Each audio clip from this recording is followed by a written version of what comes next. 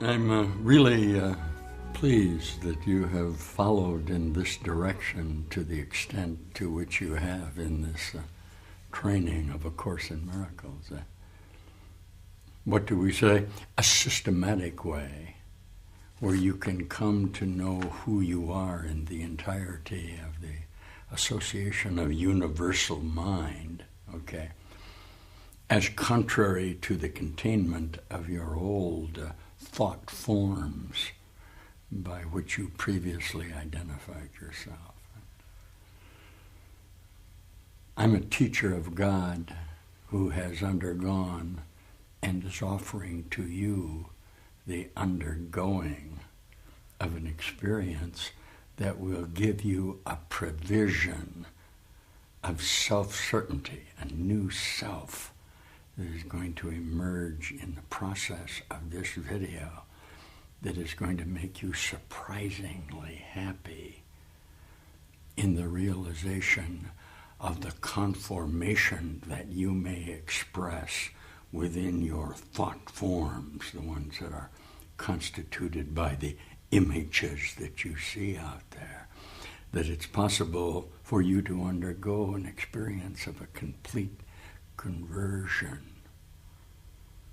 of that mind in a process of a reassociation of the form that constitutes the mass of light energy as identified and sustained by thought. So this is a process of allowing you momentarily to have an experience of communication that immediately absolves you from the necessity of protecting yourself. Say to me, let's practice, will you? If you've come this far with me. Say to me that the universe, reality, is thought. Okay? Yes. The power of creative reality is the thought of any and all mind. What a particular idea that I'm sitting here with you now in what you still consider to be the confines of your own conceptual objective association. And I'm offering you an immediate re-correspondence in the light identity of who you are. How is this coming about? Through this Course in Miracles. The practice of your mind in your reassociation with yourself that has brought you to a factoring of conversion of light form that is occurring here and now in the reflection of our imagery, okay, will give you a direction of correspondence of antecedent associations that can now be extended from you. Remember the previous lesson? Lesson 186 said, the salvation of the world depends on me. Okay? Say to me, I'm the cause of this world. Okay. The thoughts that I have about myself are what I'm seeing out in this world. I am a containment of subjective reality within ideas that I have about myself formulated in historic references of sequential time. So now suddenly we're at a lesson that's going to say, I bless the world when I bless myself. And although that may seem a little incongruous to you at this time, the idea that you are bestowed with the entirety of the blessings of God is a true statement. You are blessed because, as Jesus would say, you are whole and perfect as you were created. The sum and substance of you in its entirety is that you recognize that all power is given unto you in heaven and earth. Remember the direction of my Savior Jesus? He says, therefore, be ye perfect, even as your Father in heaven is perfect. And these are these teachings for you to make a momentary admission of the necessity as the causation of what you're seeing out in the world.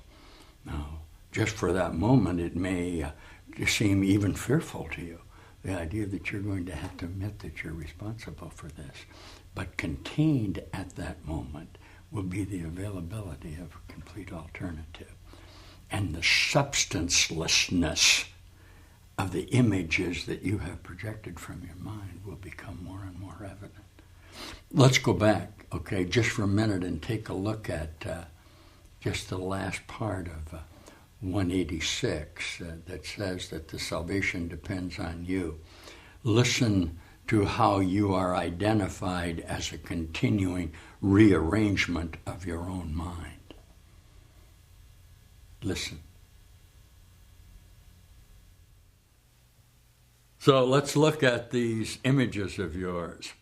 These unsubstantial images will go and leave your mind unclouded and serene when you accept the function given you. The images you make give rise to but conflicting goals, impermanent and vague, uncertain and ambiguous. Who could be content in his efforts or direct his energies and concentrated drive towards goals like these? The functions which the world esteems are so uncertain that they change 10 times an hour at their most secure. What hope of gain can rest on goals like this? In loving contrast, certain as the sun's return each morning to dispel the night, your truly given function stands out clear and wholly unambiguous. There is no doubt of its validity. It comes from one who knows no error, and his voice is certain of its messages. They will not change nor be in conflict. All of them point to one goal and one you can attain. Your plan may be impossible, but God can never fail because he is your source. Do as God's voice directs.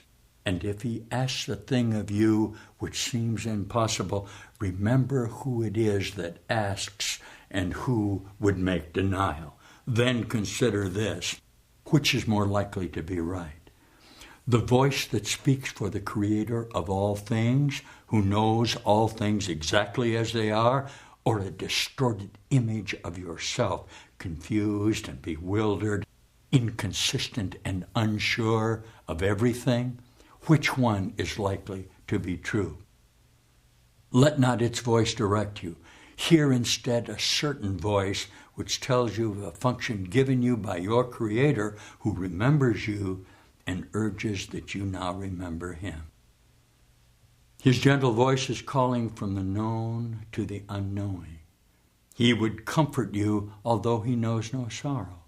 He would make a restitution though he is complete. A gift to you although he knows that you have everything already. He has thoughts which answer every need his Son perceives, although he sees them not.